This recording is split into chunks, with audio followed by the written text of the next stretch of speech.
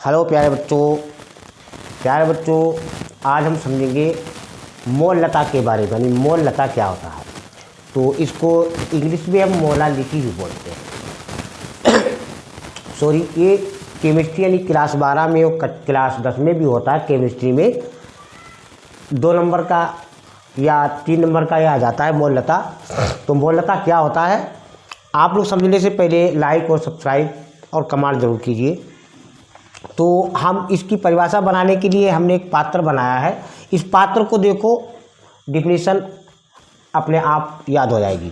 तो इसमें ये हमारा जिसे एक विलायक है, इसमें भर दिया हमने, विलायक भर दिया, और इसी विलायक में हमने कोई पदार्थ डाल दिया कम मात्रा में, जिसे मान लिया ये हमने मिला दिया। अब एक में मिल गया, घुल गया। तो जो मिलाया था यानी पहले से था, ये विलायक था, अब इसमें जो मिलाया है वो विलेय है। अब इसमें मिलने के बाद ये विलियन बन गया, यानी इस विलेय को मिलाया तो ये हमारा विलियन बन गया। पहले विलायक था, ये हमारा विलेय था। अब यही से हम इसकी परिभाषा बनाएंगे। क्या परिभाषा बनाएंगे?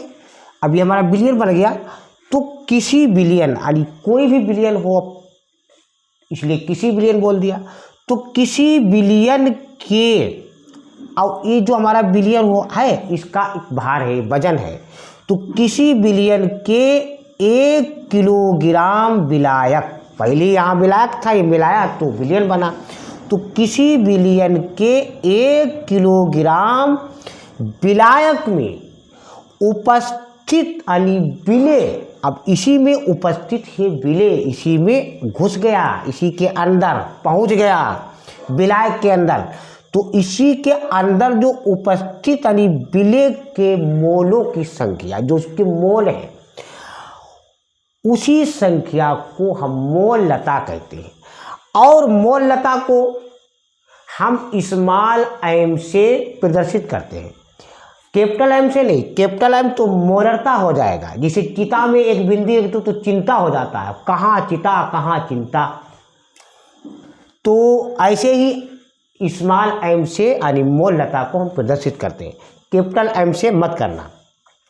अब हम मोल लता, ये तो हमारी परिभाषा हो गई, किसी विलियन के 1 किलोग्राम विलायक में उपस्थित विलेय के मोलों की संख्या को मोल लता कहते हैं, और इसे स्मॉल एम से प्रदर्शित करते हैं।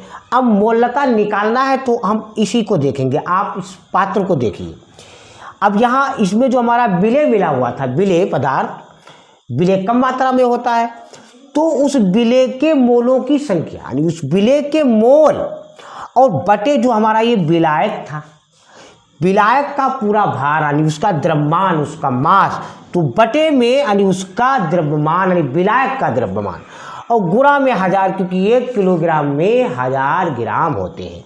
तो मोल लता यानी एम बराबर क्या हो गया, यानी विलेय के मोल बटे यानी विलायक का किलोग्राम में द्रव्यमान और गुणा 1000।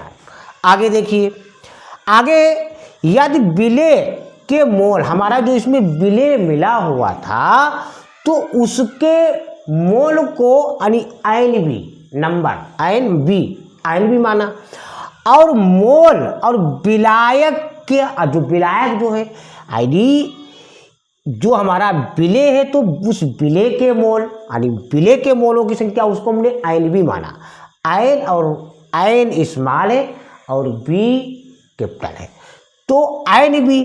और विलायक का, जो विलायक है हमारा इसमें, उसका जो है भार यानी ग्राम में, यानी भार को हम वेट बोलते हैं, W बोलते हैं।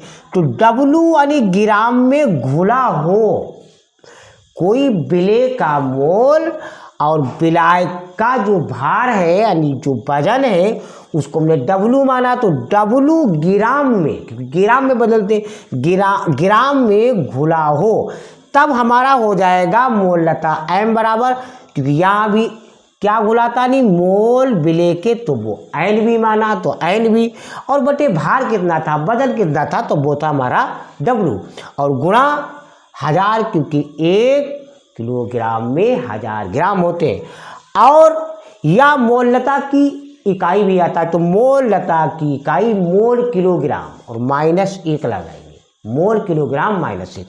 बच्चों लाइक सब्सक्राइब कमेंट जरूर कीजिए।